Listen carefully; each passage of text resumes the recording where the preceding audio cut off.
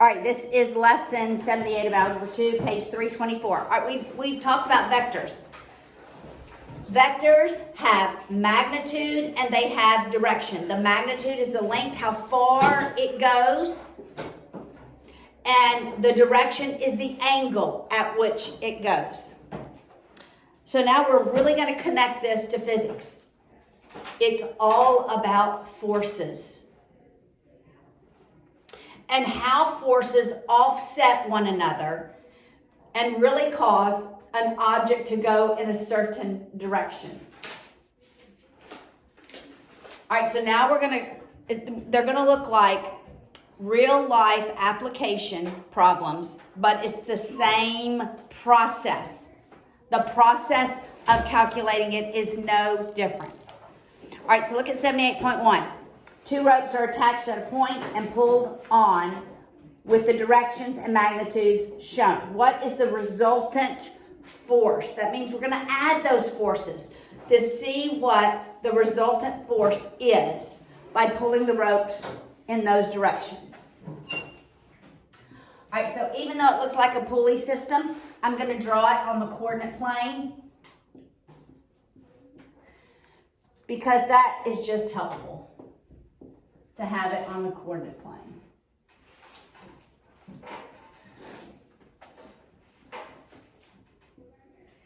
And if we have a 30, 60, 90 or a 45, 45, 90, we are not using our calculators to calculate the R and the U value.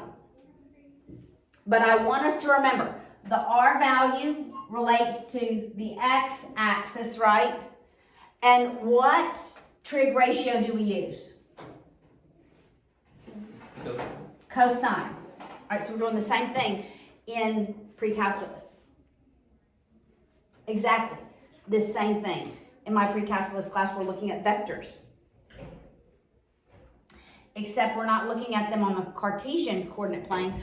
It's called the imaginary plane. So that your x-axis is real numbers, your y-axis is the imaginary. Remember, square root of -1?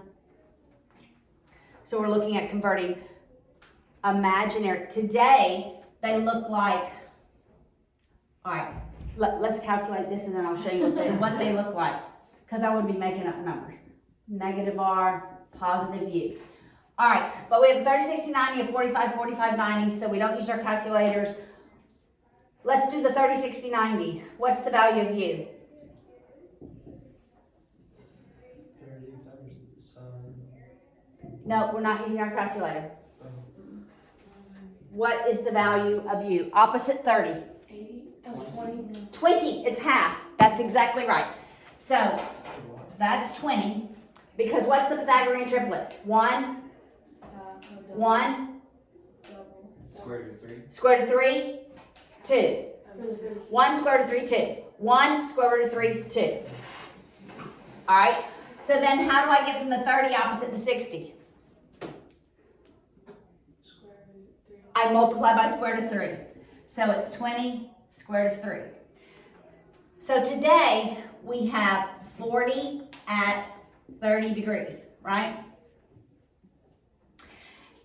This is polar form. Rectangular form is 20 square root of 3R plus 20U.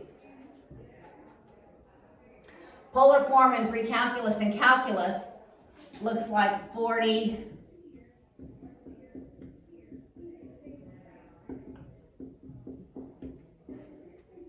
we go to radians. That's what polar form looks like. Rectangular form is very similar in pre-calculus.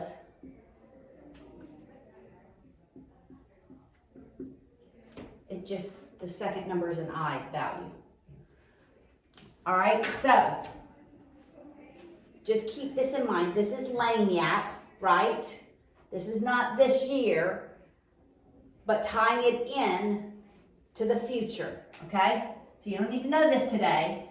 This is what you need to know today. All right, so now this force is 70 at 45 degrees. We're going to recover 45, 45, 90. What is the Pythagorean triplet for 45, 45, 90? Anybody remember? 1, 2, and the square root of 2. It's 1, 1 square root of 2. Because the legs are, yes? Is this right if I'm explaining this to Blue because he wasn't here whenever we talked about the 36 and 90? Okay. Let's,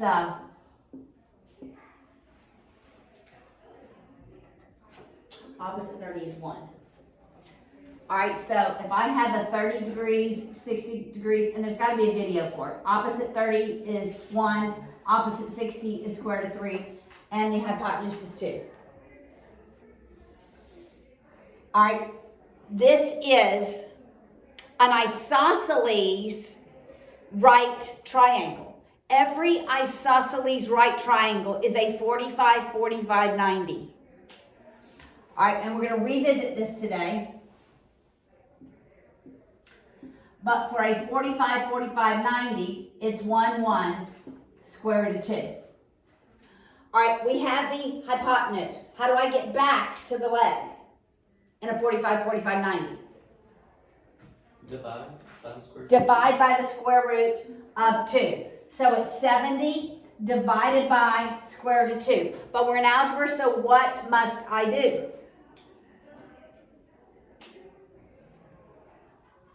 Multiply by the square root of 2 over the square root of 2.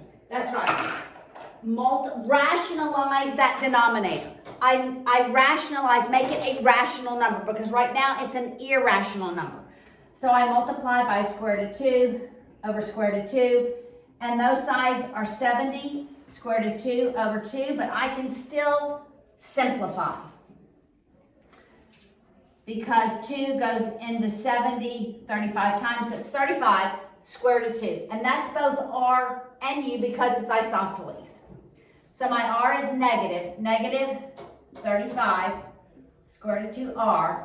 My U is positive, 35 square root of 2U.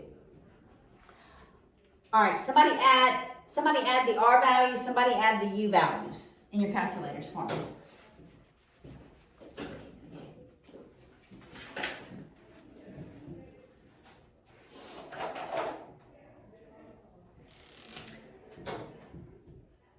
Is my R going to be negative?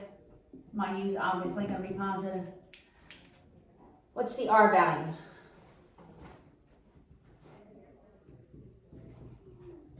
Somebody get that? What'd you get, Spencer? The U is 69.5. 69.5. What about the R?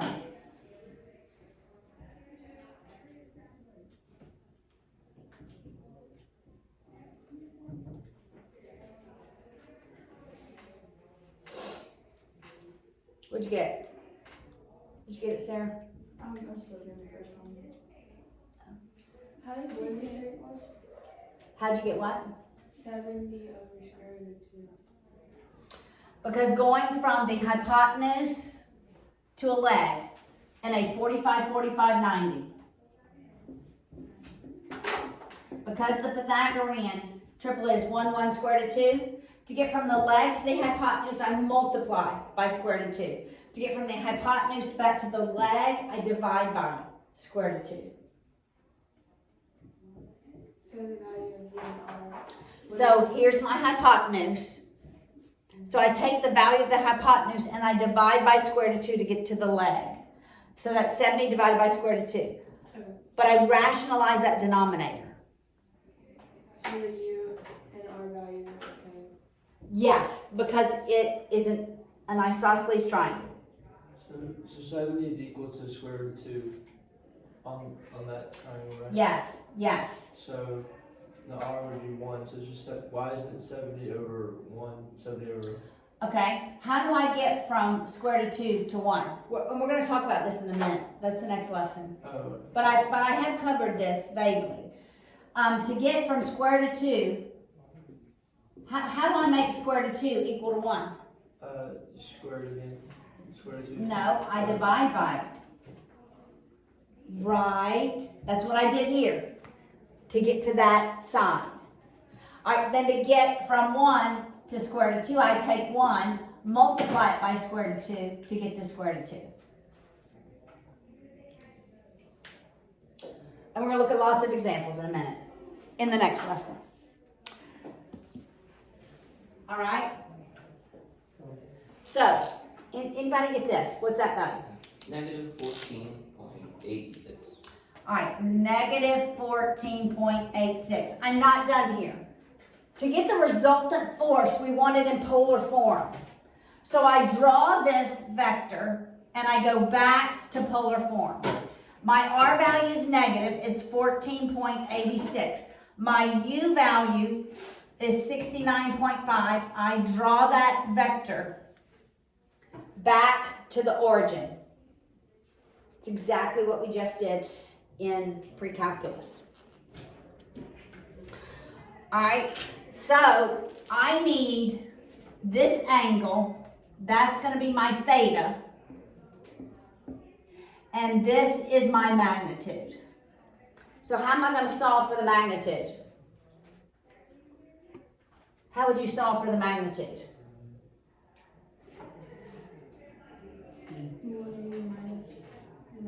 Wait, no.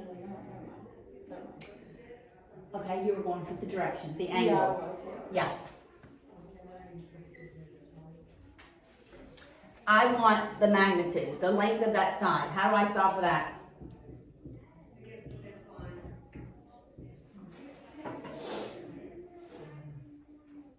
The Pythagorean. Pythagorean theorem. I have two legs of a triangle. To solve for the hypotenuse.